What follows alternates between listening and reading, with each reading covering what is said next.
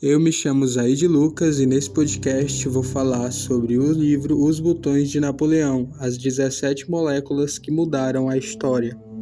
Bom, no livro mesmo tem uma breve explicação sobre do que ele se trata, mas resumindo, nessa parte é citado que eles escreveram um livro para contar as fascinantes relações entre as estruturas químicas e episódios históricos. E para frisar a ideia de que eventos de grande importância histórica podem ter dependido de coisas tão pequenas quanto uma molécula. Abre aspas. Uma mudança tão pequena quanto a da posição de uma ligação, ou vínculo entre átomos numa molécula, pode levar a enormes diferenças nas propriedades de uma substância e, por sua vez, influenciar o curso da história.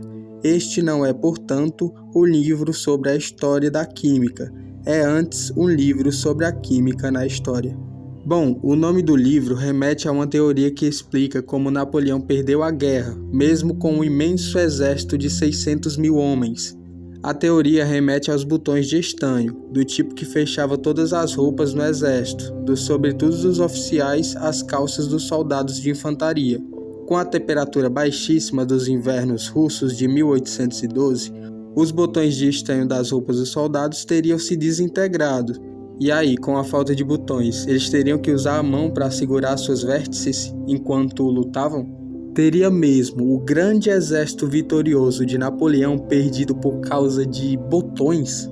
É como em um antigo poema infantil inglês, abre aspas, por causa de um cravo, perdeu-se a ferradura, por falta de uma ferradura, perdeu-se o cavalo. Por falta de um cavalo, perdeu-se o cavaleiro. Por falta de um cavaleiro, perdeu-se a batalha. Por falta de uma batalha, perdeu-se o reino. Tudo por causa de um prego para a ferradura. Capítulo 1. Moléculas de bruxaria. De meados do século XIV até o fim do século XVIII, cerca de 40 mil a milhões de pessoas foram queimadas na fogueira, enforcadas ou torturadas como bruxas, em quase todos os países da Europa.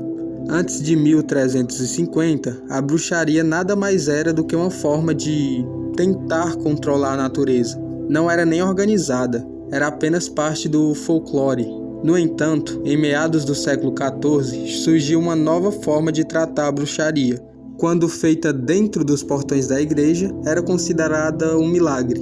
Porém, ao serem praticadas fora, era considerado rituais satânicos. Foi preciso pouco tempo para bruxos e bruxas começarem a ser condenados por terem supostamente feito pacto com o diabo. Cerca de 90% dos acusados de bruxaria eram mulheres.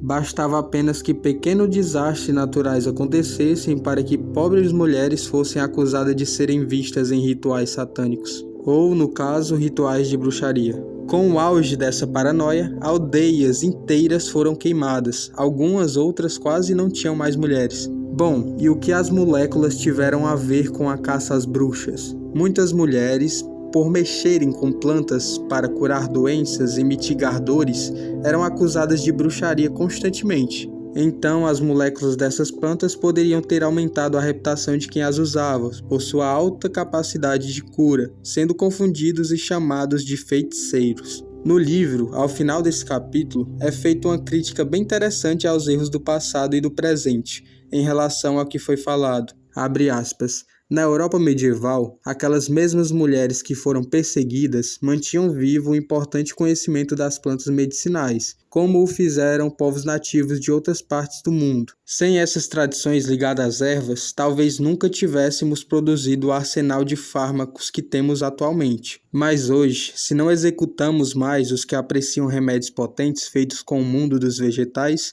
estamos eliminando as próprias plantas. Nesse capítulo, Moléculas de Bruxaria, é apresentados várias moléculas relacionadas a substâncias naturais que, historicamente, foram usadas em poções e misturas ligadas à ideia de bruxaria. Essas substâncias vinham de plantas e tinham efeitos psicoativos, alucinógenos ou medicinais, o que na época podia ser associado à bruxaria.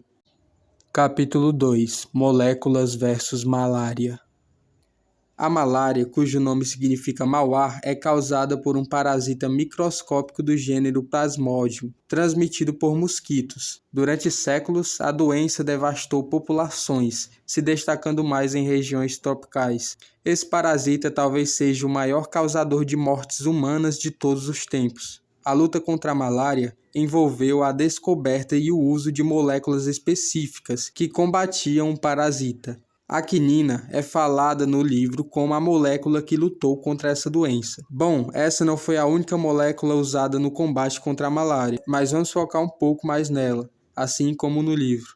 A quinina, que é extraída da casca da árvore cinchona, que é encontrada no alto dos Andes, entre cerca de 1.000 e 3.000 metros acima do nível do mar, foi um dos primeiros remédios realmente eficazes contra a malária.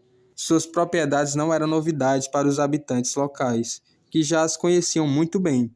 Os mesmos provavelmente teriam passado adiante o conhecimento de que uma infusão da casca dessa árvore seria um bom remédio para a febre.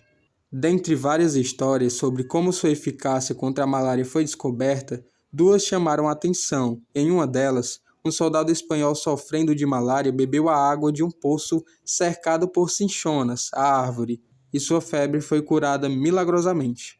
Na outra, a condesa de Chinchón, Francisca Henrica de Rivera, ficou muito doente de malária. Como os remédios europeus da época não surtiram efeito, o médico dela recorreu a um tratamento local, a chinchona. A espécie então recebeu o nome da condesa, por tê-la salvado. A quinina tem efeitos colaterais fortes, assim como um tempo de tratamento mais longo. E esses foram pontos essenciais para que hoje em dia a quinina não fosse mais considerado um tratamento de primeira escolha. Nos dias atuais, o tratamento da malária se dá por uso de terapias combinadas à base de artemisinina, ACTs, recomendadas pela Organização Mundial de Saúde, a OMS.